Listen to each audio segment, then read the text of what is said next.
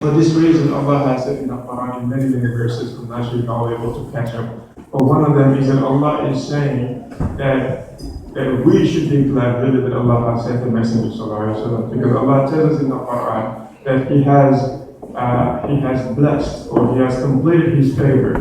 He has bestowed His favor. He has bestowed His favor on the believers when He has sent a messenger among them to teach them Allah's sign and to purify them and to teach them the book. So Allah is telling us that we should be glad that He has done it.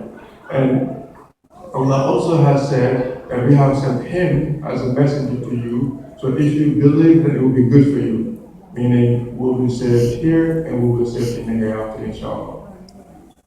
So, like the Sheikh said, the Prophet is our role model in Islam. He is the one who has come to teach us Allah's command. And for this reason, we have to know Him. We have to know the Prophet. We should start by his genealogy.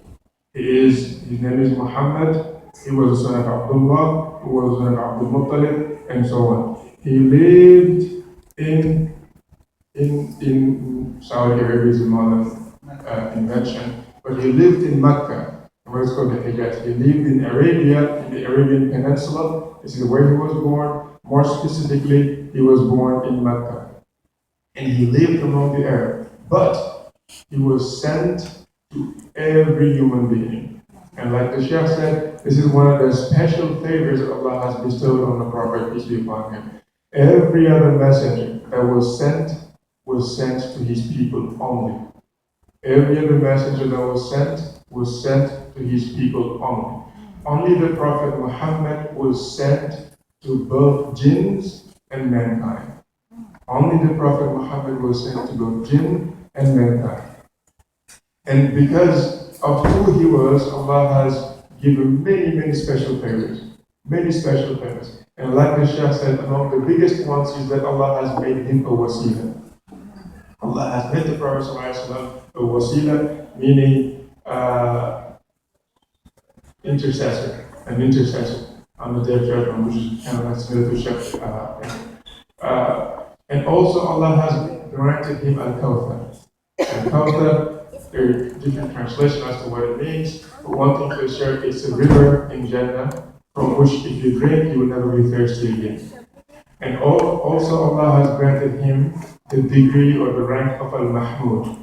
That on the day of judgment, when everybody will be running helter-skelter, everybody will be looking for help, he will be the one to intercede for this ummah. He will be the one to first enter Jannah, and his ummah will also be the first one to enter Jannah. So like the Sheikh said, that the Prophet ﷺ has come to teach us and to purify us, which is what his mission is. So for this reason, we really have to know his message. We really have to know who the Prophet is and what he is about. And first of all, one of the things about him is his miracle. How Allah has elevated him through his miracles. And you can see these there are many miracles, starting from the Quran to his seerah to his life. And one that the Shaykh mentioned is the one that the Quran mentioned, where the first Prophet split the moon. When he asked the people, if I were to split the moon, would you believe me? And this is one of the qualifications of a miracle. In the English language and any other languages, you only have one word for miracle. In the Arabic language, there's what you have, what is called mu'jizat and what is called karama.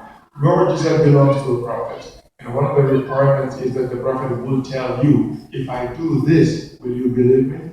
And then you can say, yeah, and then he will do it. It's not, the sky cannot just fall and say, oh, see, the sky just fell. Do you believe? He has to tell you what he's going to do, and then he will do it, and hopefully you will believe. So one of the miracles of the Prophet, peace be upon him, is that he asked people, if I were to split the moon, would you believe me? And then they said, yeah. So he split the moon, and he was seen throughout that whole locality. Everybody saw it. And of course, people said this was magic. And the Quran mentions this, in Surah Qamar, that the moon was split. the hour has gotten close and the moon is split. And when they saw it, they said this was magic. Allah is referring to that miracle. So there are many of these. Some of them are in the history books, and some of them are mentioned in the Quran. So we need to know these miracles. We need to know how Allah elevated the Prophet with this. Another very important point, which will definitely contribute to knowing the Prophet, which basically holds everything, is the love for the Prophet, peace be upon him.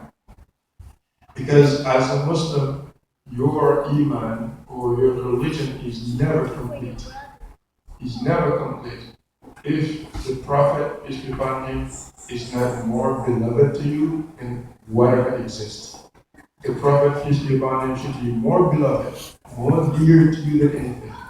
And as it has come to us through a hadith, the very famous hadith where the Sayyidina Umar anhu was holding the Prophet's hand, and he said, "O Messenger of Allah, you are more dear to me than anything except myself."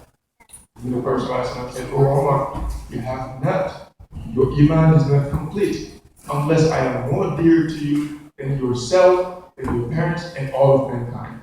Then Sayyidina Umar came back and said, "O Messenger of Allah, now you are more dear to me than anything, even myself." And then the Prophet said, "Now, Umar, now you have your iman is complete."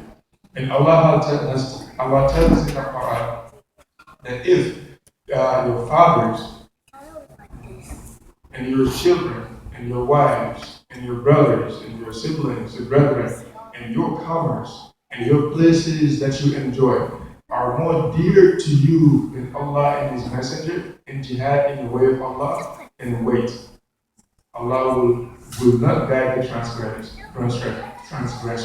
Basically what He's saying is, if this is the case, if you love all these other things other than Allah and His Messenger, then surely you will be destroyed. It's basically what it means, just wait, watch what's going to happen. So the love of the Prophet ﷺ is essential, because what I like to say is we know, and Allah tells us in the Quran, that the Prophet Muhammad is our example. He is our role model. Now, you can't really be a full Muslim, a complete Muslim, if you don't know how you should be. And this is what you learn from the life of the Prophet ﷺ.